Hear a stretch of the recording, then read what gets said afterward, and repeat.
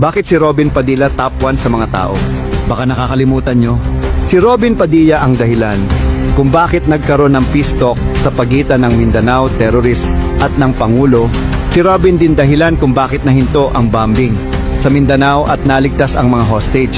Siya po ang peacemaker noon na sobrang hirap kausapin ng mga taga Mindanao. He organized peace talk. Siya po ang nagsiwalat at nagpatunay na may totoong lutuan ng droga sa loob ng Bilibid. Hindi pa siya senador pero may naipasa na siyang batas. Siya ang nagtayo ng Therapeutic Center Against Drug sa loob ng Bilibid. He was elected as Philippine Army Multi-Sectoral Advisory Board Strategic Communication. Hindi siya ma-elect ng Army kung di siya qualified at kung wala siyang kakayahan. Nakapagtapos siya ng criminology kaya wag niyong sabihin na wala naman siyang pinag-aralan. Alam niyo ba kung bakit lumamang?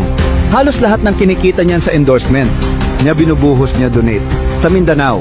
Isa siya sa major sponsors ng pagbangon at pag-rebuild ng Marawi after nung SA-44 massacre, pati sa mga nasasalanta ng bagyo.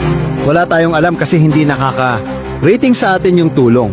Pero sa iba, marami siyang hindi lang basta individual, kundi pamilyang natulungan. Do not be too quick to judge, guys. Sarili niyang pera. Ano ba nagawa ng ibang politiko? Buti pa nga siya.